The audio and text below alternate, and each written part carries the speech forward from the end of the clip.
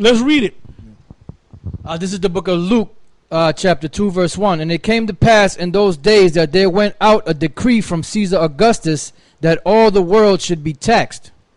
And this taxing was first made when Cyrenius was governor of Syria. And all went to be taxed, every one into his own city. And Joseph also went up from Galilee out of the city of Nazareth into Judea unto the city of David, which is called Bethlehem, because he was of the house and lineage of David, to be taxed with Mary his espoused wife, being great with child. Yeah, so there was a census too. Census. All right? Now look, read that again. I want you to go to that name. And it came to pass in those days that there went out a decree from Caesar Augustus that all the world should be taxed. And this taxing was first made when Cyrenius... Look up the word Cyrenius. And let's see, because that taxing was first declared and made by Cyrenius. So let's see if we can get some information on this guy. Okay, the Greek word for Cyrenius? Well, just get his actual name, copy and paste it, and bring it to Google. This is from Wikipedia. Publius. And what is his name? Publius Sulpicius Quirinius, also known as Cyrenius, 51 BC to AD 21, was a Roman aristocrat. After the banishment of the ethnarch Herod Archelaus from the Tetrarchy of Judea in AD 6, Quirinius was appointed legate of governor of Syria, to which the province of Judea had been added for the purpose of a census. There it goes, a census. So taxes come out of a census. Now, since you so into the law, Mr. Nate Satan, do you agree that there should be a census taken? Right. Now the Mossad damn near took out Israel over the fact that David had called for a census, man. That's right. If you got it. I got something real quick. All right, go ahead.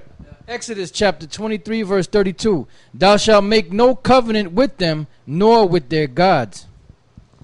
Go ahead, go to Mike. Right. So basically, a covenant is an agreement. So according to the law, you're not supposed to make any covenants with them, with any nation, basically. Because you're not in agreement with any of these nations. So when you make a covenant with them or that agreement, there's the party that you make the agreement with, they have rules and regulations that you have to abide by in order for you to get the benefits that you're looking for from that agreement. That's why when you get that 501c3 charter, there's certain things you can't speak about. And that's why some of these guys don't teach about the mark. They don't teach about certain things. Why? Because the fact is that they have a gag order on them, and if they go against that gag order, they risk losing that 501c3 status. You had something? Yeah, this is a quick precept concerning the 501c3 status. This is 1 Corinthians chapter 10, verse 20. But I say that the things which the Gentiles sacrifice, they sacrifice to devils and not to the Most High. And I would not that ye should have fellowship with devils. Ye cannot drink the cup of the Lord and the cup of devils. Ye cannot be partakers of the Lord's table and of the table of devils. And the 501c3 status is just that. That's right. Yeah, because that's what they basically doing. They basically, if you notice, with these guys, at first they were teaching a certain way.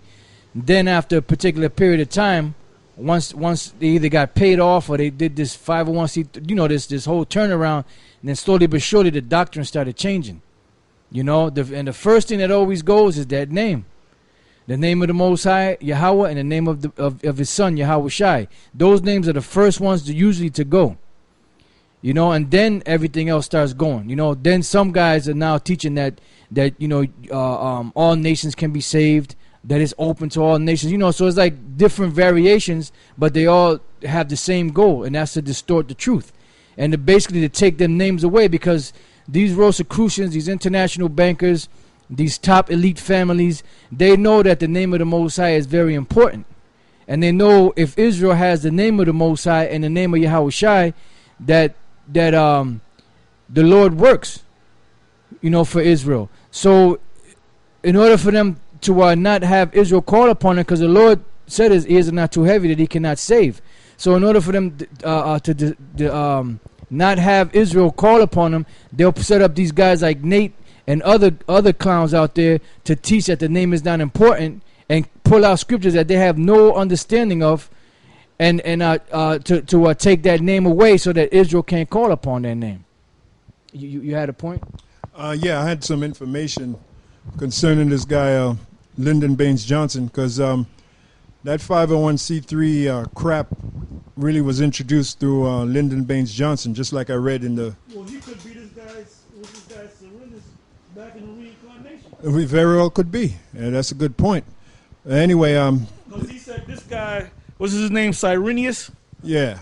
He was a aristocrat of the Roman Empire. He had control over the province of Syria when he took it over. And this guy, his wife, Baines Johnson's wife, was known as Lady Bird. They were socialites, man. Yep. Con. Aristocrats, so you can understand. Con. And when you do the research on this guy, Lyndon Baines Johnson, like I said, Bain means... He was a part of, he was instrumental with the whole Vietnam conflict, man. Yeah, the death of Kennedy as well. That's right.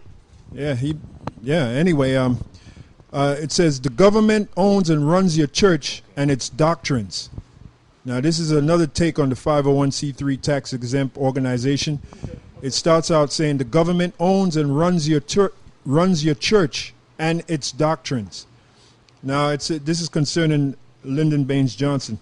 It was not just President Lyndon Johnson who wanted to eliminate the church's impact on society. Lyndon Baines Johnson was Jewish. I ain't even know that. He's a so-called Jew. There's always a so-called Jew behind something, man. There you go. Hey, well, the synagogue of Satan. Lyndon Baines Johnson was Jewish, so-called Jew, something few people knew then or know now.